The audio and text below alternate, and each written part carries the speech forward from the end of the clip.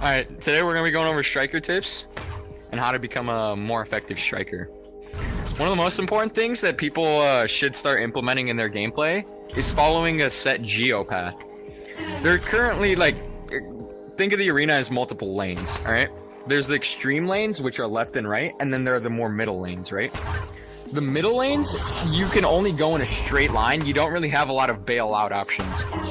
The only thing you can do is duck or jump or pass. You don't really have anything to stop yourself on except for mini block.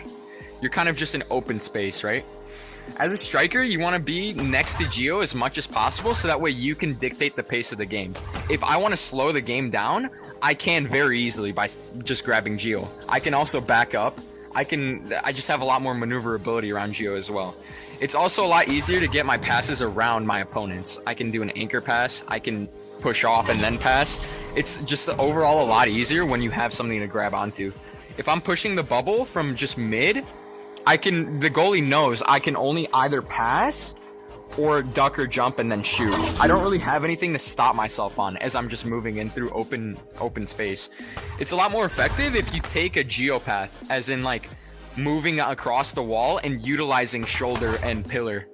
As you can dictate the pace of the game, you can stop, you can push back if the bubble's bad, or you could push the advantage if you need to, right? You can also fake shots, go for passes. It's just a lot more dynamic of a playstyle using Geo.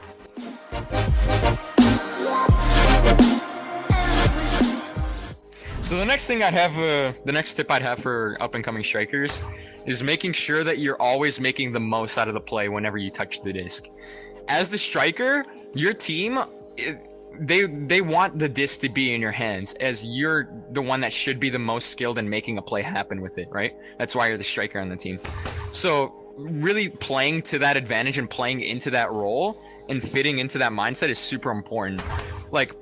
Playing more confidently with the disc is a thing a lot of people could implement in their gameplay. A lot of strikers play kind of scared, I guess, with the disc, as in if they're pushed by a chain, they throw it before that chain is actually in position to stun them, right? And if the chain's not in position to stun them, then that means they can't stun the chain either, right? And they're throwing the disc and then that chain is still out moving around, right? It'd be a lot better if you waited with the disc and then threw it right at the last second, so that way you could also stun the chain. So that plays into the idea of always trying to get multiple things done with the disc at once. If you throw the disc, you also want to try to stop a chain. You also want to try to beat your man, so that way you can cut. You always want to get more than one thing done with the disc. Another key point playing into disc possession as a striker is making sure that when you have the disc, you're the one that's doing the shot calling. You're the commander on the field. If you need someone to cut, you're the one that tells them when to cut and where to cut from, right?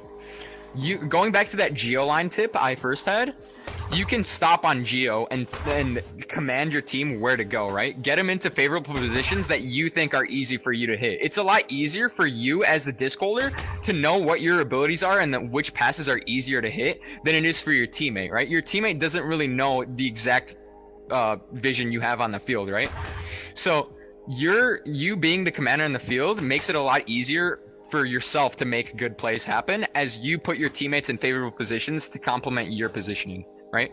So if I'm on Ghost, I can tell my teammate Jay to cut from the opposite side Ghost if I'd like him to, when I'd like him to. If I think this game should be slowed down, I don't tell him to cut, I tell him to back up, right? And I get him an auto back. But if I think this game should be sped up, I can tell him to cut forward, right? Me being the commander single-handedly increases the pace of the game or slows it down, depending on what I think is fit at the moment.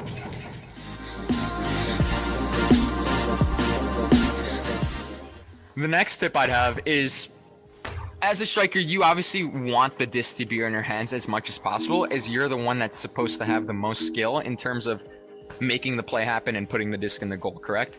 So a good way to do this would be, you got to know methods to get yourself the most open, so that way your teammates can find you with the disc, right? Because you're the preferred hand that the disc should be in, right? A good way to do this is, as soon as your teammates get any sort of turnover, right? So your team gains possession of the disc, right? You instantly want to move yourself to the extremes of the arena, whether that be all the way up on ceiling or all the way up on floor, right? that makes it a lot easier for you to get out of the range of everyone else, right? If your teammate gets a pick at mid, right, and they're in the middle of the field, the whole entire defense, they're only looking at the middle of the field, right?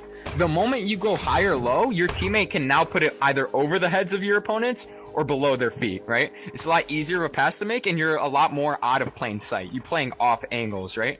That's what doing the extremes of the map helps with. You want to play off angles as striker, right? That's also where playing upside down comes into play. Playing upside down gives you a keen advantage over playing on ceiling, right? It's a lot easier for someone upside down to move around on ceiling than it is for someone right side up, right?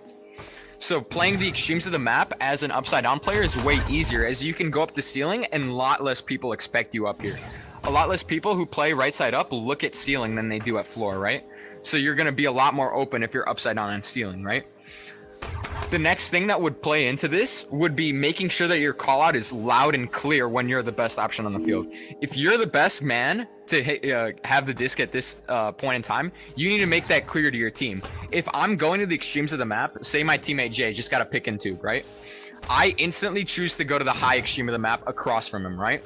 I'm by far the best pass on the field. I have to make this call out the loudest thing that Jay can hear, so that way he knows that this is the best pass that needs to happen. This pass needs to happen right now, or else that's a wasted opportunity, right?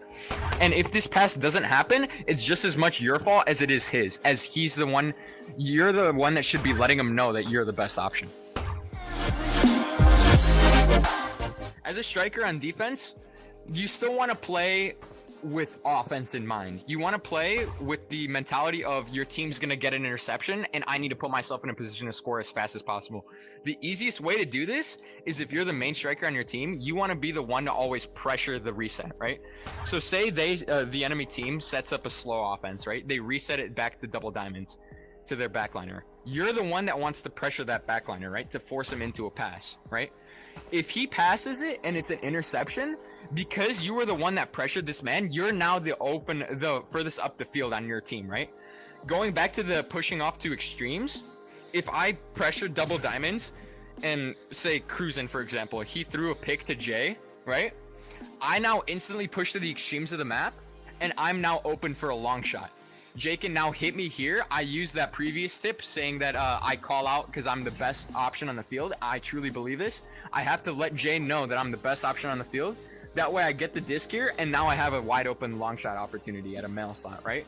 That also serves as a clear. It's a double whammy. It's a clear and a shot. It's a clear with an opportunity to go in. You want to take as many of those as possible as a striker. You always want to be the transition into a long shot. If your team's getting a stop on defense, and they're only clearing it, that's a lot worse than getting a shot up while you're clearing it at the same time, right? A clear with the intention of just being a clear will never be as effective as a clear with the intention of it also going in. The last tip I'd have for strikers would be going back to the offensive side of the field. If you have the disc, say, going back to the one tip where going to the extremes of the map as soon as your team gets a turnover, right? So say my teammate Jokr just got a turnover in tube, right? I push off to the extremes of the map, just like I previously mentioned in the previous tips. You push up to the extremes of the map, you get yourself open, you use those loud, assertive comms to let Jay know that you are the best option, right? You now have the disc on ceiling, right?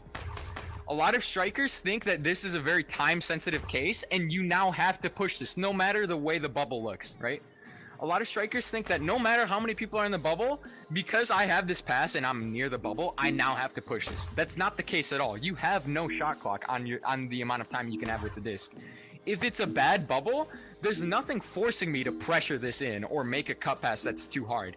I can wait here and stalemate this out until I have an opportunity and the look that I like and want to take. There's nothing rushing me, right?